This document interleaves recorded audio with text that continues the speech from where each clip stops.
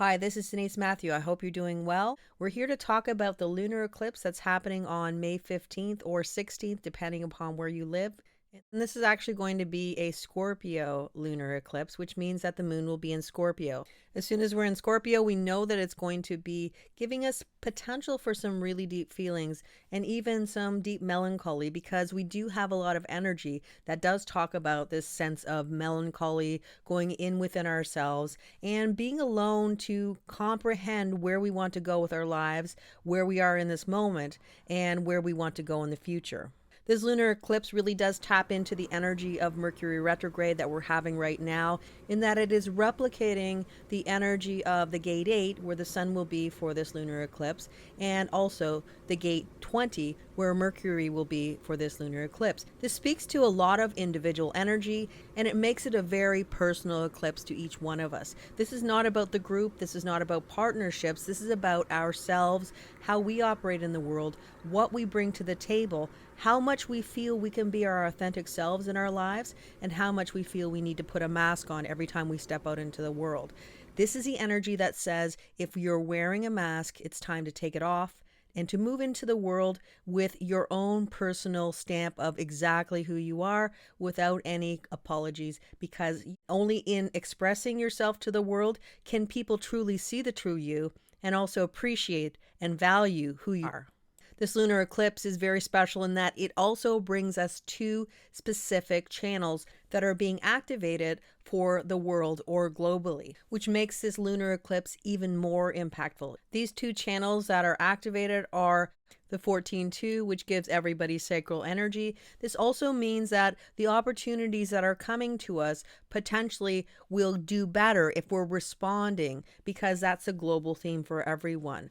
This is also what we call a tantric channel, which means that it transmutes energy. We could say we spin straw into gold. In other words, we're raising the vibration of the energy just by having it within us. This energy talks about the core theme being loving who we are.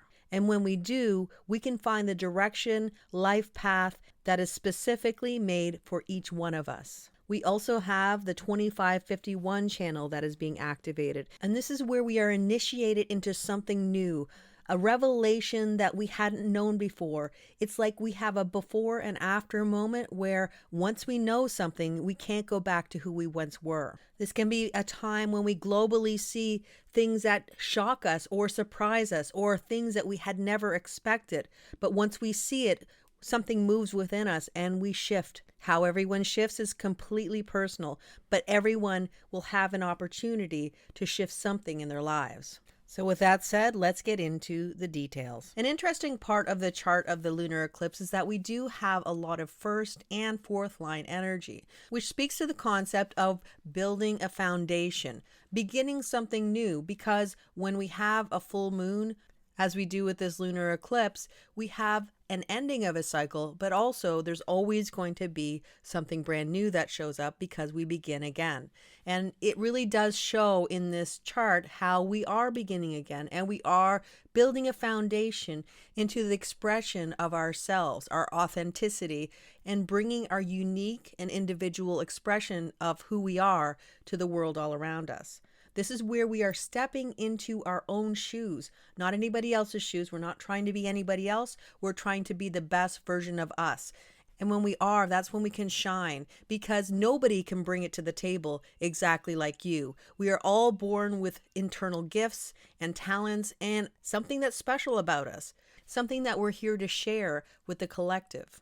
And when we understand that right now with Mercury retrograding and where we're going back and redoing a lot of things, the redoing is connected to this idea of figuring out who you are and letting go of anything that doesn't feel like it belongs with you anymore, especially if you're in any way trying to mute who you are or be someone who you don't feel you are inside.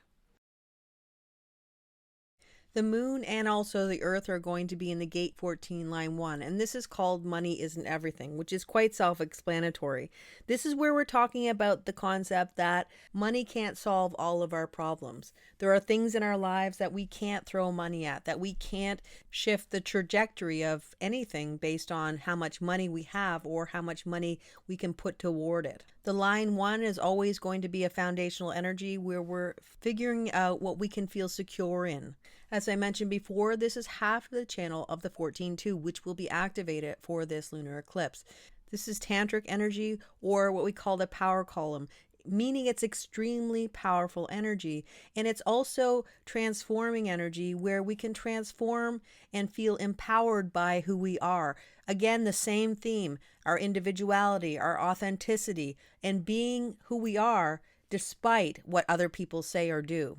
With Uranus in the gate 2, we have this energy of patience, and this is where we're trying to figure out what is the best direction for us to move in our lives. Because the gate 2 is considered to be the place where we have a theoretical magnetic monopole, or the place that shows us our destiny and our life path, if only we allow it to show us the way and lead us to where we're meant to go. With Uranus here, we know that it might be something unusual, something that we wouldn't have thought of. And the full channel shows us that there is no amount of money that can put us on the right path in our lives. That comes from an internal compass that tells us this is the path for us. And if we're open to acknowledging and listening to our inner knowing, then we have the potential to find the direction that is exactly perfect for each one of us. And to add to that theme, we have Mercury in the gate 20 line 4, and this is called application. The gate 20 line 4 is considered the line or the energy of a teacher, a natural teacher. And this says that when we go to people who are supposed to give us some insight in where we're supposed to go, our life path, our life purpose. Many times it's theoretical information, or it's information that may not necessarily be something we can implement in our lives. And this is saying that if you get information from somebody who is supposed to be a spiritual leader, or somebody who is supposed to tell you what your destiny is, and there's no practical application of shifting your reality based on this information, then ultimately this information is not something that can ever help you. There are many people who will tell you they have the answers, they will tell you where to go, how to do it, and ultimately once you get the information or you've paid your money, then you will never see them again. How it all plays out in the long run doesn't matter to them, but it does matter to you. This energy says you have the answers that you seek within you. When you tap into your inner knowing, you can put yourself on the path that is specifically made for you. And only teachers who can show you practical applications for how you can shift your trajectory in life are those teachers who are valuable enough for you to give them your time. With the sun in the gate 8 line 1, we have the theme of honesty. When we talk about the gate 8, we are talking about an energy of sharing yourself with the world, expressing your individual self, and because of that, you make an impact that only you can make. There may be a sense that you want to give what you can give to the world, to be seen for the talents that you have. That is the energy of the gate 8. Yet there might be a concern that when you are in a group, you might lose some part of your individuality. Maybe you won't feel as though you can be your authentic self. And this energy says, continue to be your authentic self. And those who like what you do will continue to like what you do. In fact, they'll probably love what you do. As long as you're bringing the true you to the table, that is when you will have the most impact. This is also about not particularly being the best in your field, but being the best version of you. This is not logic where we continue to improve on skills that we have. This is where we bring the true and unique version of who we are, and we are seen and valued for what we can deliver. And it's based on our ability to be ourselves. The one thing to keep in mind is that this is half of the channel 1/8, which is projected energy. In other words, there's a timing perspective in that when the right people acknowledge your talents or acknowledge what you can bring to the table, then that's when magic can happen and you can actually be seen for what you can deliver. And if you're not waiting and allowing people to energetically connect to your aura and that it is ready to deliver something unique and special to the world, then many times the expression of what you can bring to the table may fall on deaf ears, and where we could say that we don't have the perfect circumstances or environment for you to flourish and to grow. So ideally, waiting for people to acknowledge what you can bring or your uniqueness or what you can contribute will work in a much better way where you're seen and respected for your creative contribution. With Venus in the gate 51 and Jupiter in the gate 25, we have the full channel, the 2551, which can be the channel of the priestess, the shaman, or somebody who has a spiritual awakening based on something that happens in your world. This channel gives you the willpower to withstand the shocks or things that happen suddenly that shift our reality, that we have the willpower to withstand it. This energy says that by being in the present moment and open to what the world shows you in your reality and surrendering to what is, there is potential for you to have a completely shifted reality, one that can open your eyes to things that you hadn't imagined, a mystical experience or even a spiritual transcendent moment that can open you up to a future that you never thought was possible.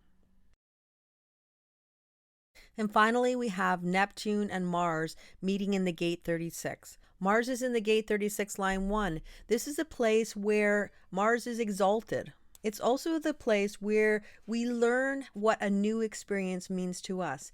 Everything that we have never done before can cause some level of chaos and even crisis because we are inexperienced. But what happens with Mars there, Mars says, no matter what life gives me, I have the fortitude and the resilience to move through the energy and to gain something from it, to understand what it all meant, why it happened the way it did, and from that information moving forward into the future and combining with the gate 36 line 3 where Neptune is right now. This is where we rise from the experiences of our past and see that we can't go back, we can only go forward. And if we combine it with the energy of the 2551 where there's a before and after moment in our lives, it's showing us a moment where change is necessary, where we need to move into a new reality, one where we can acknowledge and honor our individuality and the expression of who we are. This is a place where we look at where we've been and we know that there's only one place to go, and it is into the future.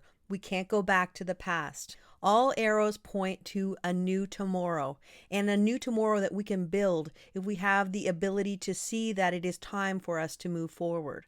If we want to hold on to the past and not go forward, it will just make the transition more bumpy. But if we're open to change and willing to go with the shifting tides of life, then there is potential for us to move into our new tomorrow in a way where we're feeling empowered, excited, and maybe even tentative about our future, but yet we're willing to see what tomorrow will bring. With that said, I hope you have an amazing lunar eclipse, and I will see you again soon. Until then, take care, and bye for now.